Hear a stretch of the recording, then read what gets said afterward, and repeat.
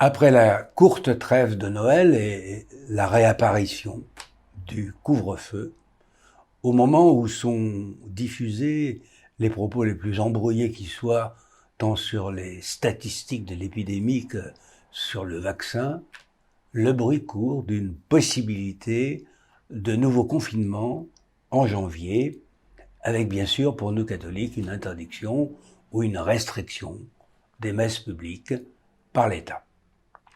Sur ce dernier point, le cardinal Gerhard Müller, ancien préfet de la Congrégation pour la doctrine de la foi, s'était exprimé très clairement lors d'un entretien avec le journaliste Riccardo Caccioli il y a plusieurs mois, le 7 mai 2020, je crois. C'est une chose de prendre des mesures de précaution pour minimiser les risques de contagion, disait le cardinal. C'en est une autre d'interdire la liturgie. L'État a sa tâche, l'Église a la sienne. En ce qui concerne les mesures de remplacement, utilisation d'Internet, là c'est moi qui parle, messe télévisée, communion spirituelle, etc., je ne nie pas les bonnes intentions de ceux qui ont pratiqué cela dans l'affolement du début de l'épidémie. Mais je dis très clairement maintenant que cela ne doit en aucun cas se poursuivre, car une telle pratique éloigne des principes fondamentaux du catholicisme et conduit tout droit à l'hérésie. Aussi, je rappelle cette deuxième affirmation du cardinal Müller. Je cite, « Jésus, Fils de Dieu, s'est fait chair. Nous croyons en la résurrection de la chair. C'est pourquoi la présence corporelle est absolument nécessaire pour nous. Pour nous, pas pour Dieu. Dieu n'a pas besoin des sacrements. C'est nous qui en avons besoin.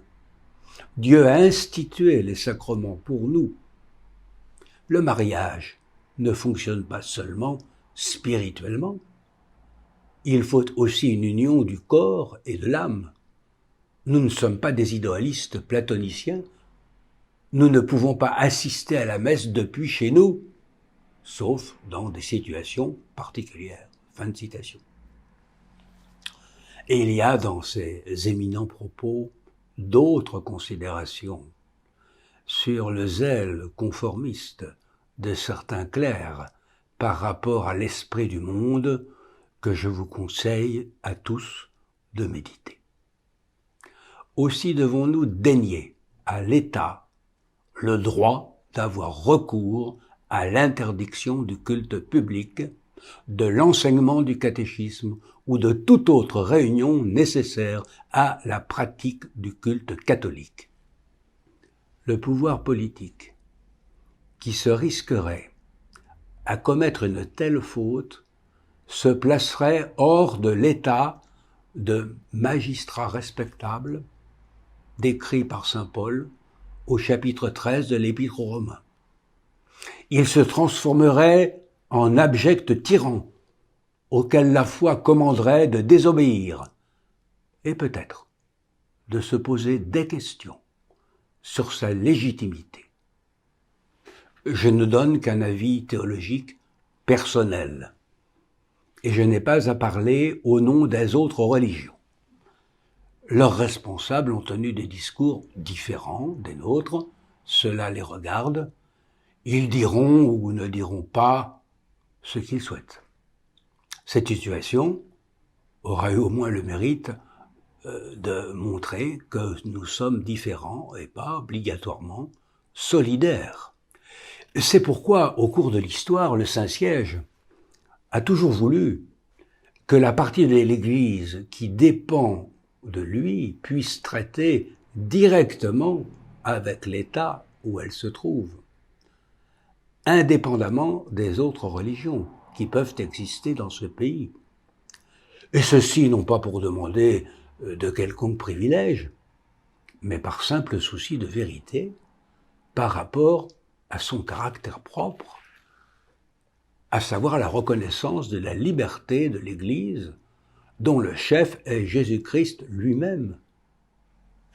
En renouant les relations diplomatiques avec le Saint-Siège en 1921, Donc, avec le pape, successeur de Pierre et vicaire du Christ, Pie XI, qui n'avait pas encore retrouvé sa situation de chef d'État, demeurant donc seulement le chef suprême du catholicisme, eh bien la République française reconnaissait, de fait, ce caractère particulier de l'Église catholique, sans pour autant en faire une croyance religieuse de l'État qui demeurait laïque. Il est plus que fâcheux que l'actuel gouvernement français ait fait mine d'ignorer cette tradition pourtant fort ancienne. Cela dit, les mesures autoritaires prises par l'État à l'encontre de l'Église catholique lui ont fait un tort considérable qu'on ne peut passer sous silence et qui ne sera pas oublié de sitôt. Il pourra être pardonné, bien sûr, mais à la condition expresse que les fautifs demandent pardon et reconnaissent leur faute, comme d'ailleurs un des attendus du dernier jugement du Conseil d'État devrait les y inviter. Et je le résume en quelques mots. On ne peut, en France, interdire une réunion religieuse comme celles qui peuvent avoir lieu dans un théâtre. Tout politique avisé le sait parfaitement.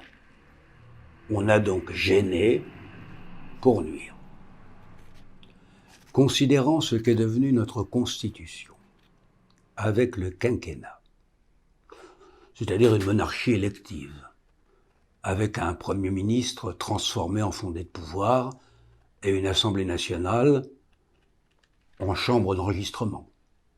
Il ne reste qu'une seule assemblée pour représenter le peuple, le Sénat, mais il n'a pas le dernier mot.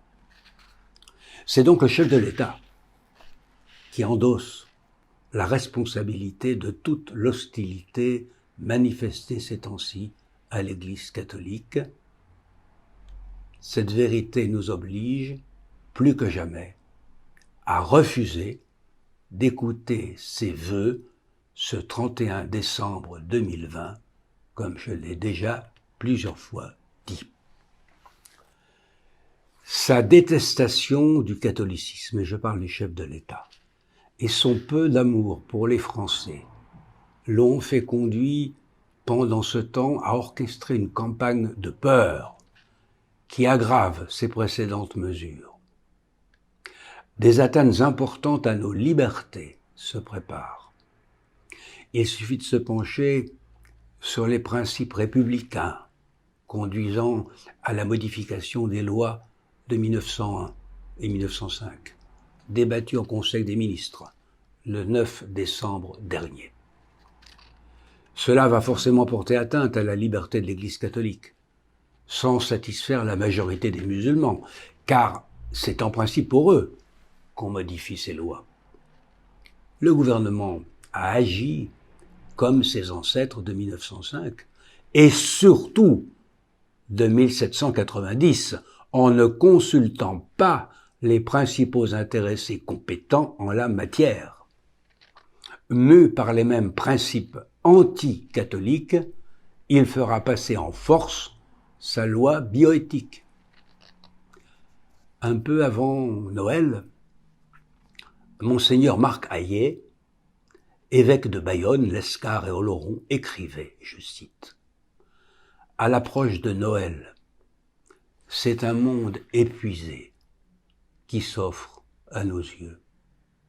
Épuisé en particulier par la gestion inédite d'une épidémie dont nous voyons se multiplier les conséquences désastreuses d'ordre psychologique et spirituel, économique et social, directement liées aux mesures de confinement et aux nombreuses restrictions des libertés qui en découlent.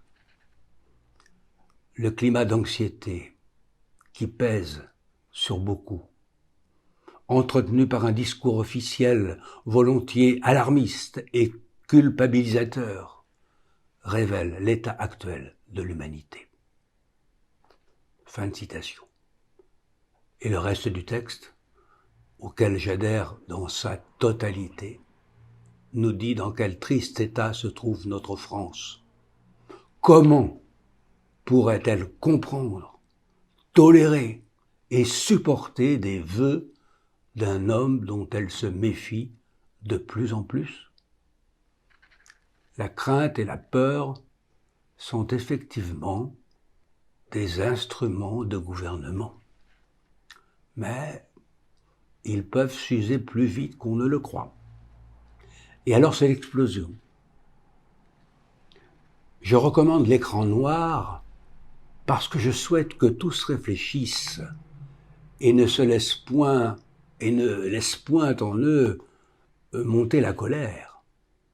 Comment, en écoutant et en voyant la prononciation des vœux présidentiels, ne pas entendre en même temps, et pour reprendre l'image biblique, la voix du sang qui monte de la terre jusqu'à Dieu, la voix des euthanasiés de nos EHPAD, se joignant à celle des quelque 220 000 enfants avortés par an en France, les râlements des morts, faute de masques ou de traitements appropriés, refusés pour des raisons obscures, les cris de ces défunts solitaires, empêchés de voir leur famille ou de recevoir le secours d'un prêtre pour leurs derniers instants.